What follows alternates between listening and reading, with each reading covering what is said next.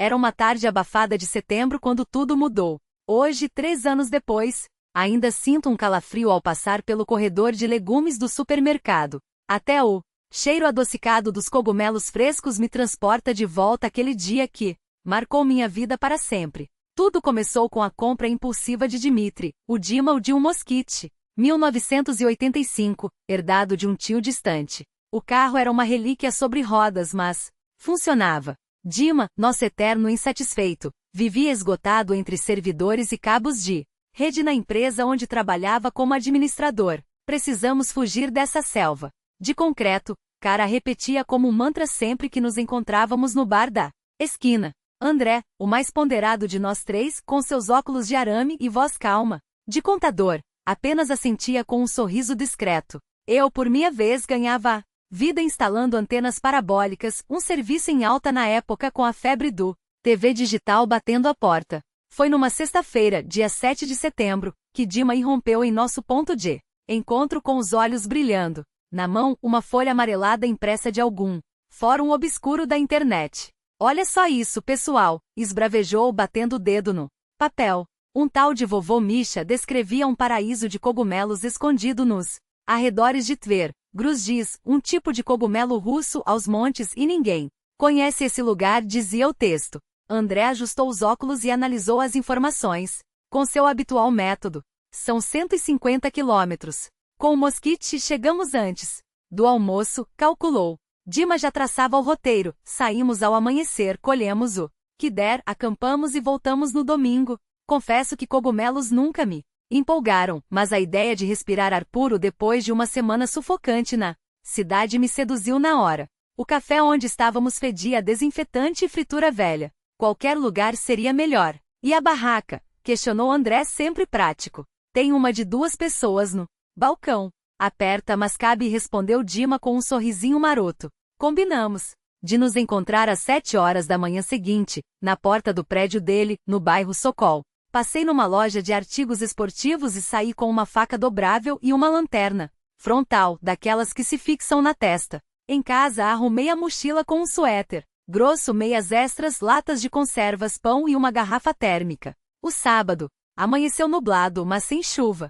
Para minha surpresa, o Moskvich, apesar da idade, rodava macio.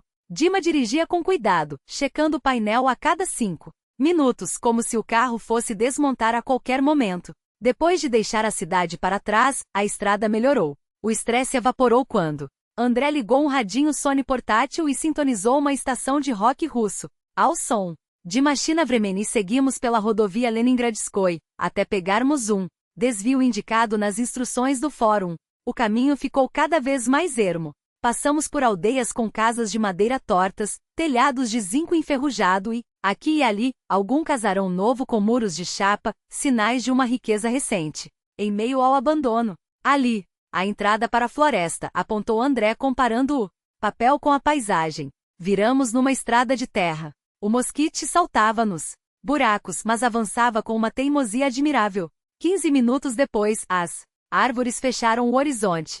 Chegamos, anunciou Dima, desligando o motor. O ar era puro, carregado do cheiro úmido de folhas apodrecidas e terra molhada, um contraste revigorante com a poluição de Moscou. Deixamos o carro à beira da estrada e partimos em busca da tal clareira. Segundo o fórum, bastava seguir uma trilha por 1 quilômetro, virar à direita, num tronco caído e caminhar mais 200 metros. A trilha era nítida, pisoteada por muitos pés. A floresta misturava bétulas prateadas, choupos trêmulos e alguns pinheiros solitários.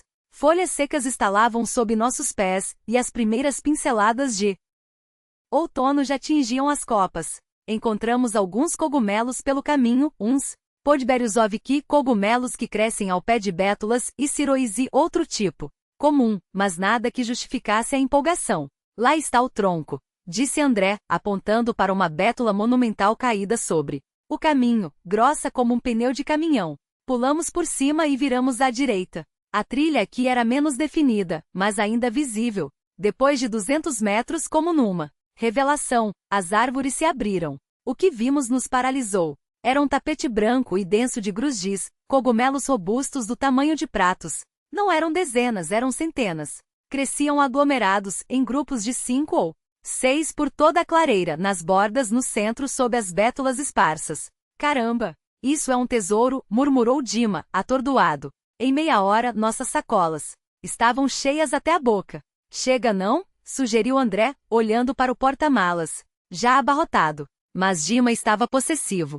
Isso aqui é uma vez na vida. Vamos montar a barraca, passar a noite e colher mais amanhã. Olhei o relógio, 16 horas. Ainda tínhamos luz sobrando. E onde armamos a barraca? Perguntei. Aqui mesmo. Tem espaço de sobra, e os cogumelos estão à mão. Respondeu Dima, já tirando o equipamento do carro. Voltamos à clareira com a barraca. E o resto das coisas. No caminho de volta, cruzamos com um velho de botas de borracha e casaco puído, carregando uma cesta de vime. Boa tarde, vovô. Também. Caçando cogumelos, cumprimentou Dima amigável. O velho nos examinou com desconfiança. Para onde vão, rapazes? Ali adiante, na clareira depois da árvore caída. Dizem que está cheia de grusdis, respondi. O rosto do homem escureceu como uma tempestade se formando. Essa clareira? Repetiu incrédulo. Lá não, moços. Não podem ir para lá. André franziu a testa. Por quê? Tem urso ou algo assim? O velho balançou a cabeça. Sombrio. Pior que urso. Principalmente depois do pôr do sol. Não é lugar para gente. Dima riu, descrente. O senhor está brincando, não é? O que pode haver de tão ruim? Numa floresta? O velho suspirou como se carregasse um peso invisível. Já caço por aqui há 40 anos. Todo mundo evita aquele lugar. Se fossem inteligentes, fariam o mesmo. Insisti. Mas o que acontece lá? Ele nos olhou por um longo segundo. Depois fez um gesto de desdém. Ah, vocês, jovens, não têm medo de nada. Mas, marcem minhas palavras, quando anoitecer, saiam correndo. Melhor ainda vão embora agora, enquanto há luz. E seguiu seu caminho, deixando para trás um silêncio carregado. Superstição de velho, descartou Dima. Deve ter ouvido histórias de assombração na infância. André, porém, parecia inquieto. E se a gente desse ouvidos a ele? Já temos cogumelos suficientes. Dima foi taxativo, nem pensar. Veio até aqui para desistir por causa de um maluco? Vamos acampar, como planejamos. No fim, a curiosidade ou a teimosia falou mais alto. O velho nos pareceu apenas um excêntrico e suas advertências frutos de uma mente cansada. Às 18 horas, a barraca estava armada no centro da clareira. Juntamos gravetos para uma fogueira, cozinhamos macarrão com carne enlatada e tomamos chá escaldante. Quando a noite começou a cair, alimentamos o fogo com mais lenha. As chamas crepitavam, afastando as sombras. Corujas gritavam ao longe e galhos estalavam, provavelmente pequenos animais se movendo entre a folhagem. Isso sim é vida, declarou Dima, saboreando o chá na caneca de metal. Nada como mato, hein? André lia um livro de bolso à luz da lanterna, enquanto eu me deitava de costas, perdido nas estrelas. Em Moscou mal dá para vê-las, ali o céu era um manto negro, salpicado de luzes piscantes. Por volta das 22 horas, nos enfiamos na barraca. Só Dima e André tinham sacos de dormir. Eu me acomodei como pude, envolvido no suéter. O fogo ainda ardia lá fora, mas as sombras além da clareira pareciam mais densas. Boa noite, pessoal, murmurou André. Dima já ronca. Fechei os olhos, tentando ignorar o pressentimento que começava a raspar minha nuca como unhas. Afinal, o que poderia dar errado? O suéter e a jaqueta mal me protegiam do frio que subia da terra. O improvisado colchão de folhas secas e galhos finos era duro, mas a exaustão agradável após horas colhendo cogumelos me puxava para um sono profundo. Boa noite, caçadores de cogumelos, brincou Dima, com a voz já pastosa de sono. Boa noite, respondemos em coro. Do lado de fora, o fogo da fogueira morria devagar, reduzido a brasas que chiavam e estalavam como ossos secos. O silêncio noturno do bosque era quase perfeito, apenas o ocasional farfalhar de folhas ou grito distante de uma coruja. Já estava à beira do sono quando ouvi algo se mover muito perto da barraca. No início pensei que fosse o vento, mas o ar estava parado, denso, como se a própria floresta prendesse a respiração. O som se repetiu, um arrastar lento e deliberado, sobre as folhas secas, a uns 10 metros de nós. Dima, você ouviu? Sussurrei, cutucando-o. O quê? Ele mal abriu os olhos. Tem alguém andando aí fora. Nos calamos. Alguns segundos de silêncio absoluto. Então, de novo, o mesmo ruído, agora mais nítido como se algo ou alguém circundasse a clareira com passos cautelosos. Deve ser um ouriço, murmurou André, mas sua voz soou tensa, falsa. O barulho cessou. Ficamos imóveis, ouvidos esticados, enquanto a escuridão dentro da barraca se tornava cada vez mais espessa com o apagar das brasas. Foi então que ouvimos outro som. Estalos secos. Galhos quebrando sob peso ou garras. Dessa vez bem mais perto. Isso não é ouriço, Dima admitiu, agora totalmente acordado. Minhas mãos tremiam ao tatear o lanternão. Quando acendi, o feixe de luz revelou nossos rostos pálidos, André encolhido, abraçando os joelhos, Dima apoiado no cotovelo, os olhos arregalados. Um alce talvez? Arrisquei. Mas alces não se movem com essa precisão silenciosa, como se quem quer que fosse evitasse ser notado. Lá fora o farfalhar voltou, agora em círculos ao redor da barraca. Devagar, parando, recomeçando. SHHH. Pausa, estalo, SHHH. Isso é uma pessoa, André sussurrou, e meu estômago se contraiu como se tivesse engolido gelo. Estávamos no meio do nada. A aldeia mais próxima ficava a quilômetros de distância, além de colinas, pântanos. Quem estaria vagando por aqui à meia-noite? Talvez um colecionador de cogumelos perdido? Tentou Dima, mas nem ele acreditou na própria teoria. Quem, em sã consciência, se arriscaria na floresta à noite? Os ruídos pararam. Ficamos paralisados, o silêncio tão pesado que parecia pressionar nossos tímpanos. Até que, um novo som. Alguém cavava. O barulho era inconfundível, golpes curtos de pá na terra, o arrastar da terra sendo jogada de lado. Exatamente como quando abrimos a cova para a fogueira. Alguém está cavando, o André confirmou, a voz um fio. O som persistiu por 10 minutos. Intermináveis. Depois, silêncio novamente. Ninguém ousou se mexer. Até Dima, normalmente o mais corajoso de nós, permanecia imóvel, os nós dos dedos brancos, de tão apertados. E se for aquele velho? Sugeri. Talvez esteja tentando nos assustar para irmos embora. Mas por quê? Não faz sentido. A não ser que... ser que ele não quisesse concorrência em seus pontos secretos de cogumelos.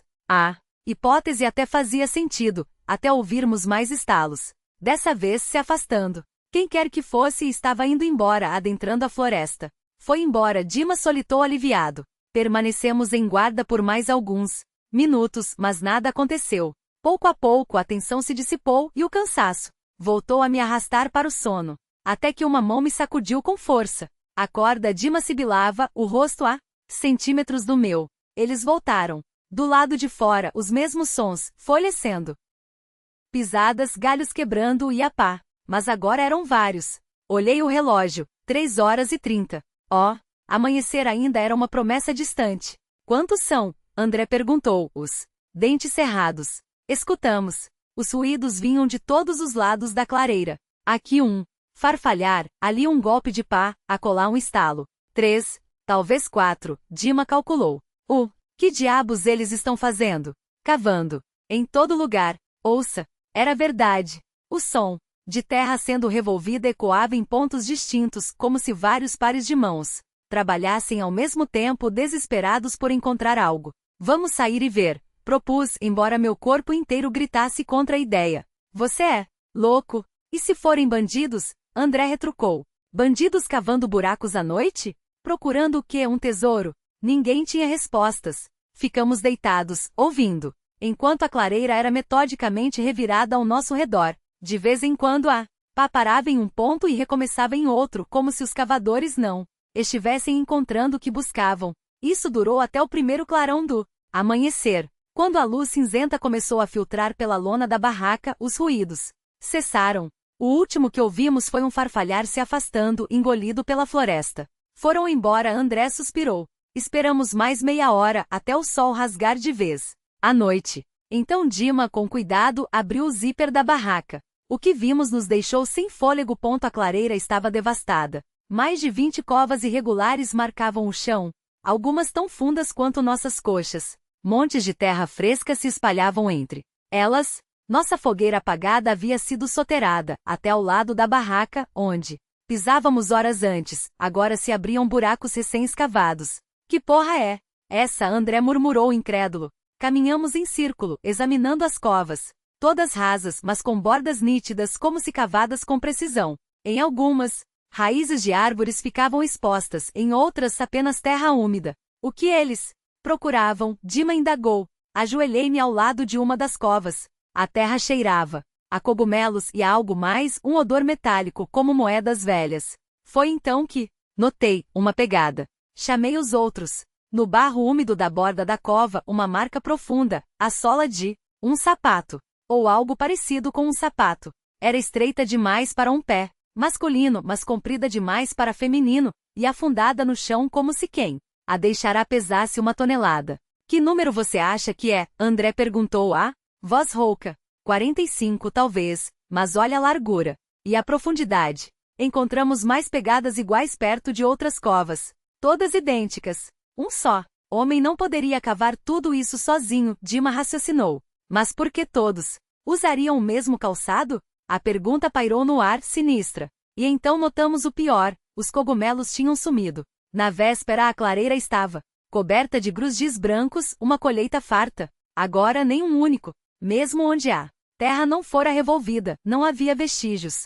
Talvez tenham colhido tudo, André supôs. Mas por que cavar então? Ninguém tinha resposta. Arrumamos o acampamento em silêncio, o apetite por ficar ali evaporado. Encheiramos os sacos com os cogumelos colhidos no dia anterior e partimos em direção ao carro. No caminho de volta, ele apareceu. O velho da trilha, com sua cesta vazia e o mesmo sorriso ambíguo. Ao nos ver, parou. Então, obedeceram ao conselho do velho? Perguntou, irônico. Ficamos, Dima admitiu. O sorriso do homem desapareceu. E vocês sabem o que acontece por aqui? Seus olhos nos examinaram, penetrantes. Ouvimos coisas. Alguém andando, cavando. De manhã, a clareira estava toda revirada. O rosto do velho se fecharam. 20 covas, mais ou menos, completei. Ele balançou a cabeça, lento. Ruim. Muito. Ruim.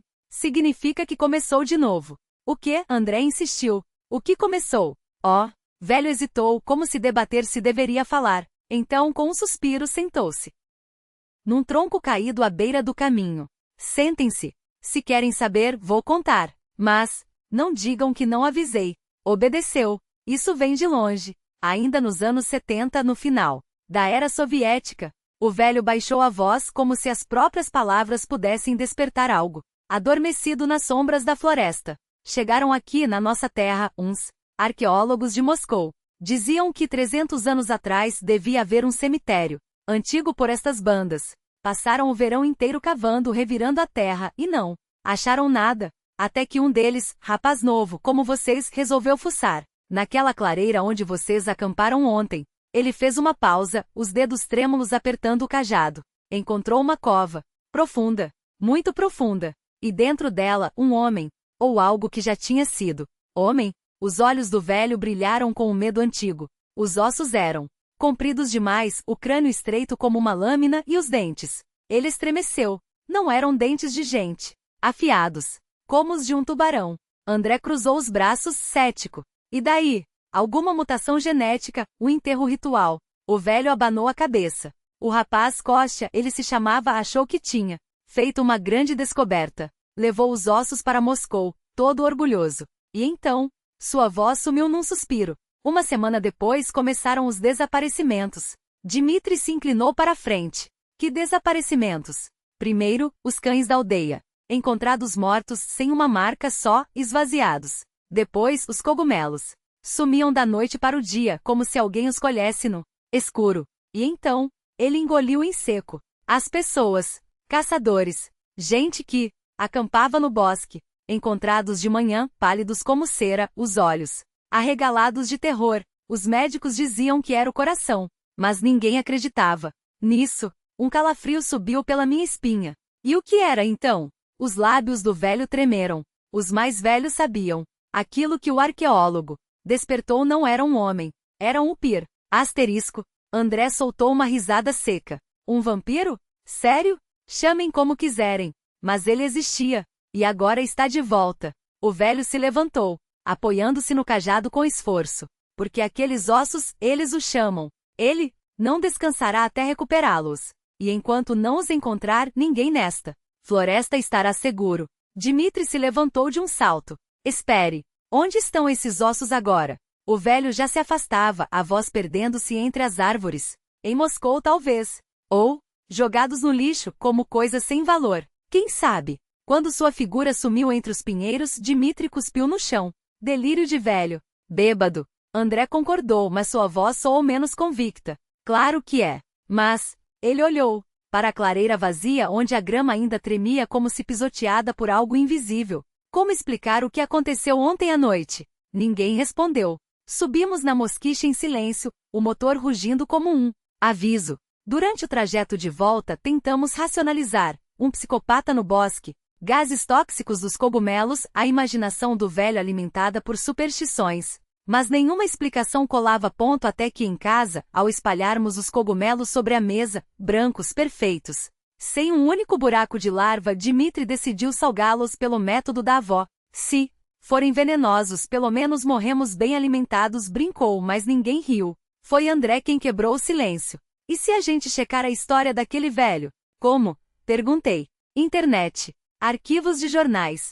Algo sobre arqueólogos em Tver nos anos 70. Fomos para um cibercafé quase vazio, onde o cheiro de café queimado misturava-se ao zumbido dos monitores. André digitou, os dedos voando sobre o teclado. Meia hora. Depois encontrou uma nota curta amarelada pelo tempo no arquivo digital da Tverskaya Pravda de 1978. Arqueólogos investigam necrópolis antigas em Kalinin. Aqui André apontou. Grupos da Universidade de Moscou, liderados por um tal de Vladimir Solovyov, procuravam vestígios de um povoado eslavo do século XV. Dmitri se aproximou. E daí? Aqui. André clicou em outra matéria de setembro do mesmo ano. Concluídas. Escavações em Kalinin. Artefatos enviados a Moscou. Nada de detalhes, resmungou Dmitri. Tenta achar algo sobre desaparecimentos. Isso foi mais difícil. Os jornais soviéticos não gostavam de noticiar crimes, mas André persistiu. Até que, enterrada entre anúncios de tratores e discursos do partido, apareceu uma pequena nota de outubro de 1978. Corpo de cogumeleiro encontrado morto no bosque. Ivan Kulakov, 54 anos, morador de Berezova. Causa: parada cardíaca. Sem sinais de violência. André olhou para nós. Vamos ver se tem mais. Encontrou outros 2. Uma mulher em novembro. Um estudante de Tver em dezembro. 3 pessoas em 3 meses, Dmitri contabilizou, a voz rouca. Todas, depois das escavações. Coincidência, eu disse, mas minhas mãos suavam. André não desistiu. Procurou pelo arqueólogo Solovyov. Pouca coisa, uma menção. Em uma lista de funcionários da MGUI de 1980. Still Alive, então murmurou. E se a gente falasse com ele? Para quê? Dmitri retrucou. Para ouvir mais histórias de vampiro. Para saber o que diabos ele encontrou naquela cova. André anotou um número de telefone. Vamos tentar amanhã. Saí dali com um peso no peito. A história do velho era absurda, mas as notas nos jornais, os cogumelos que sumiam, a terra revolvida na clareira. Coincidências demais.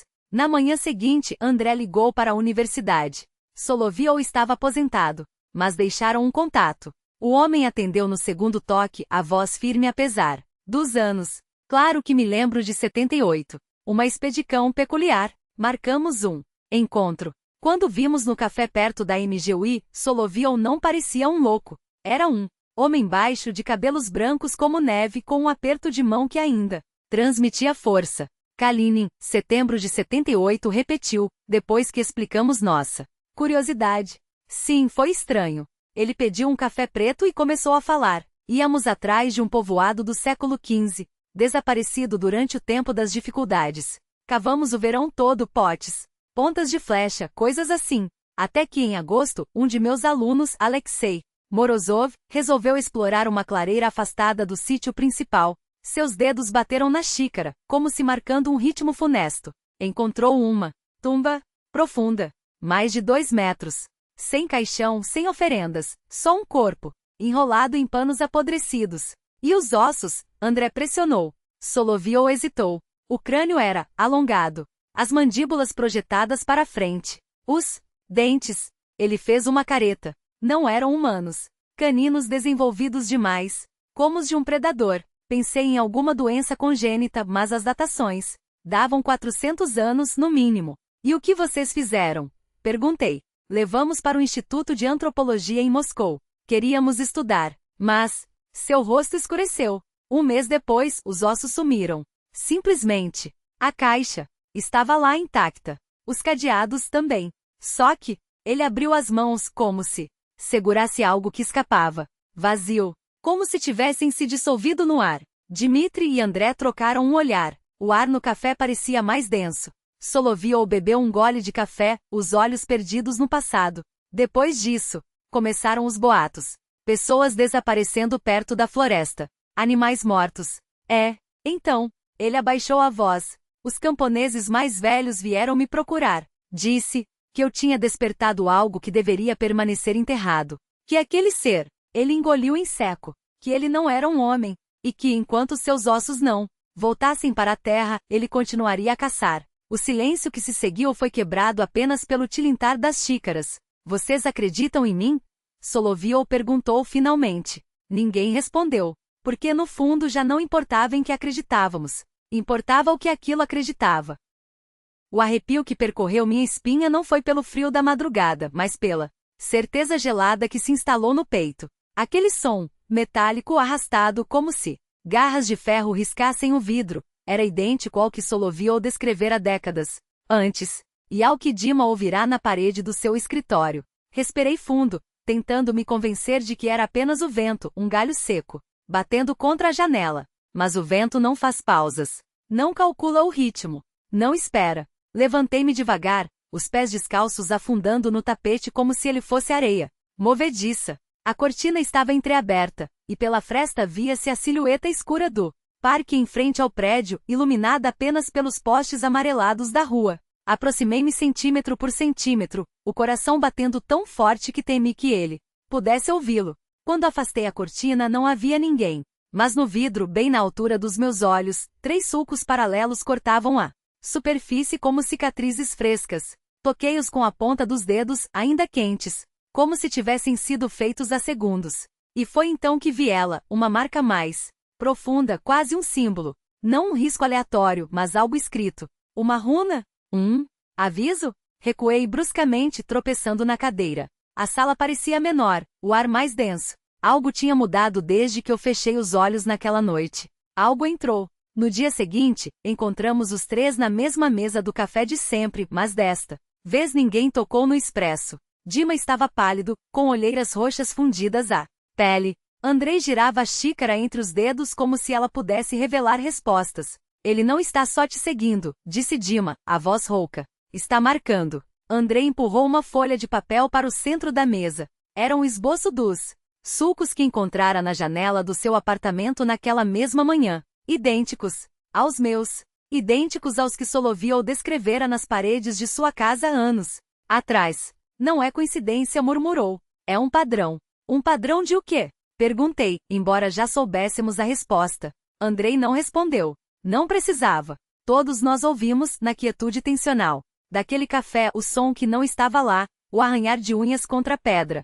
Paciente. Metódico. Faminto. Precisamos voltar, disse Dima de repente, quebrando o silêncio. Olhamos para ele como se tivesse perdido a razão. Voltar? Repetiu Andrei, incrédulo. Para aquela maldita. Não para Dima apertou os punhos sobre a mesa. Para o instituto. Os ossos desapareceram de lá, certo? Mas alguém deve ter registros. Fotografias. Alguma coisa que nos diga o que nós despertamos. E se não for suficiente? Perguntei. E se já for tarde?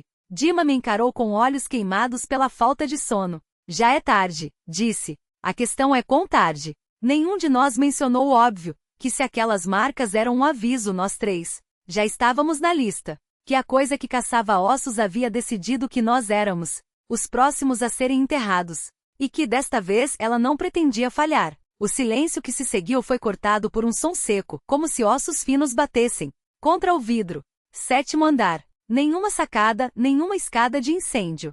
Quem poderia estar ali, a essa altura, com dedos que pareciam garras arranhando a superfície gelada da janela? Respirei fundo e afastei a cortina com um movimento brusco. Lá estava ela. A mesma silhueta que Dima havia descrito, pairando a meio metro do vidro como se a gravidade fosse apenas um conselho que podia ignorar. Alta, esquelética com membros desproporcionalmente longos e uma cabeça estreita que parecia ter sido esculpida para caber apenas 2 olhos verdes, fixos e sem piscar. Eles me transpassaram como lâminas. Então, com uma lentidão calculada, a criatura estendeu uma mão, dedos finos como agulhas, unhas negras como ferrugem, e traçou uma linha vertical no vidro. 4 sulcos finos permaneceram como cicatrizes frescas. Recuei tropeçando, apaguei a luz. Quando ousei olhar novamente, a coisa havia sumido. Só restavam as marcas no vidro, prova de que minha sanidade não havia me traído.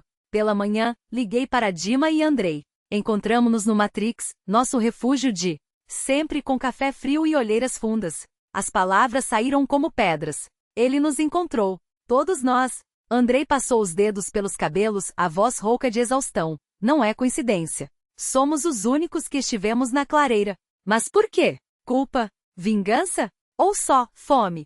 Dima riu, um som seco e sem humor. Talvez só queira nos agradecer pelo despertar. Quem sabe não gosta de companhia? Ninguém riu. Naquela mesma noite, a criatura apareceu na casa de Andrei. Ele morava em uma propriedade alugada nos arredores, um daqueles lugares onde o silêncio da noite é quebrado apenas pelo uivo distante de cães. Até aquela noite. Por volta da meia-noite, os animais dos vizinhos começaram a uivar em coro, um som gutural quase humano. Andrei acordou com o coração na garganta e espiou pela janela. Lá estava ela, deslizando pelo quintal como uma sombra desengonçada. Parava diante de cada janela, inclinava a cabeça como se cheirasse o medo dentro das casas. Quando chegou a de Andrei, congelou. Mesmo através da cortina, ele sentiu aquele olhar verde queimar sua pele. Então, a coisa se aproximou da parede e começou a arranhar o revestimento com as unhas, deixando sulcos profundos iguais aos descritos nos relatos do arqueólogo Soloviov. Do chão até o telhado. Andrei ficou paralisado, suando frio, até que os ruídos cessaram. Pela manhã, encontrou as marcas, 4 linhas paralelas como se algo tivesse tentado escrever seu nome na madeira. Não havia mais dúvidas. Ele nos caçava, um por um. E não era uma questão de se, mas de quando. Precisamos fazer alguma coisa. Dima esmagou o cigarro no cinzeiro com força. Demais. O quê? Perguntei. Ir à polícia? Desculpe, oficial, mas o Upir está riscando nossas paredes. Ou então falamos com Soloviov. Andrei folheava um caderno com anotações trêmulas. Ele já lidou com isso antes. Talvez saiba como detê-lo. Ligamos para Vladimir Petrovich. Ele atendeu com uma pausa longa demais, como se já soubesse o motivo da chamada. Também chegou até vocês, foi tudo que disse quando nos encontrou no mesmo café de sempre junto à universidade. Seu rosto estava cinzento, os olhos fundos. Eu temia que fosse questão de tempo. Você sabia? Minha voz soou mais acusadora do que pretendia. Suspeitava. Ele abriu a pasta de couro gasto e deslizou um livro antigo sobre a mesa, a capa de pele rachada pelo tempo. Depois que os ossos desapareceram, revirei os arquivos da igreja. Há um trecho. O morto impuro não descansará até recuperar sua carne. E como diabos fazemos para devolver algo que não existe mais? Dima cruzou os braços. Soloviov folheou as páginas até uma marca d'água amarelada. Talvez não precise dos ossos. Seu dedo indicou uma passagem em eslavo eclesiástico e ordenou o padre Serafim que se cavasse uma cova profunda e nele se depositasse o impuro em um caixão de carvalho e se cobrisse com terra bendita e se erguesse uma cruz de ferro e se rezasse por 40 dias e 40 noites. Andrei anotou com urgência. Precisamos de um caixão de carvalho, terra consagrada, uma cruz de ferro e as preces. E onde arrumamos isso tudo? Perguntei. Improvisamos. Dima já estava digitando no celular. Conheço um padre que pode nos dar terra do cemitério. A cruz eu consigo em uma oficina. Andrei, você acha? Um caixão? Ou pelo menos uma caixa de carvalho? Andrei murmurou. Há uma loja de antiguidades perto da Arbat. Combinamos nos encontrar no sábado ao amanhecer, na clareira. Soloviov prometeu trazer as preces originais, traduzidas e anotadas. Eu fiquei com as velas e o incenso. Na sexta-feira nos reunimos para checar o que cada um havia conseguido. Dima trouxe um saco de terra escura, ainda úmida, e uma cruz de ferro enferrujada do tamanho de um antebraço. Andrei exibiu uma caixa de madeira escura, cheirando a cera e tempo. É de um relógio de parede do século XIX, explicou. O dono jurou que era carvalho da Carélia. Eu tinha velas grossas compradas em uma igreja ortodoxa e um pacote de incenso, que cheirava a resina e mistério.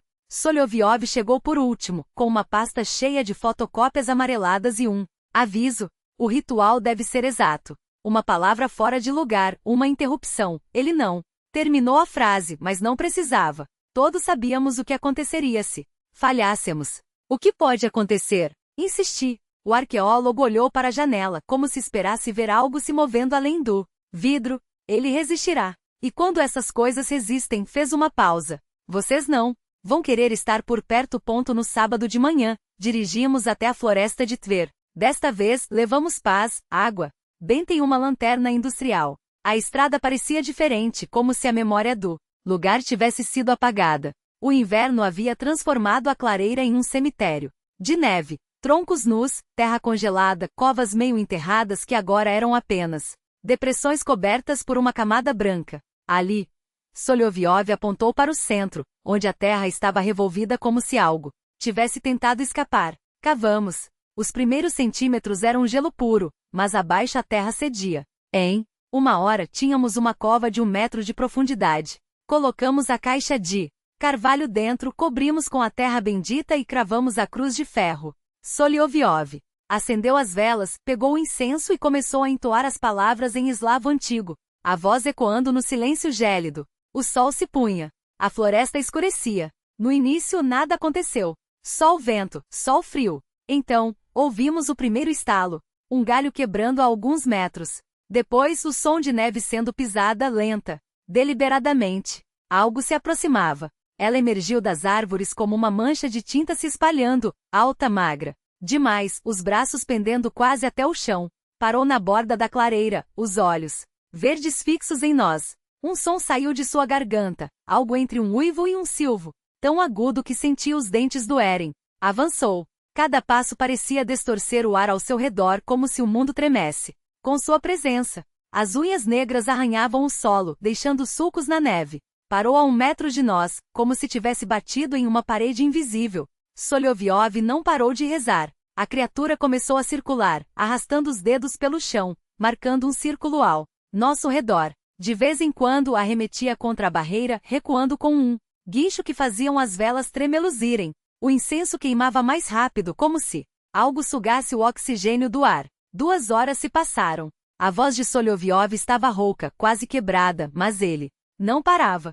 Então, nas últimas palavras, quando a cruz de ferro pareceu brilhar por um segundo sob a luz moribunda das velas, a criatura emitiu um som final, um lamento que se desfez no ar como fumaça, e começou a desaparecer. Primeiro as mãos, depois os braços, o torso, até que só restaram os olhos verdes, pairando no vazio como brasa se apagando. Então, nem isso. Silêncio. Solovyov se benzeu, o suor congelando em seu rosto. Acabou. Sua voz era um suspiro. Agora, ele descansará. Guardamos as ferramentas, apagamos as velas. A floresta estava quietíssima, como se nunca tivesse abrigado nada além de árvores e neve.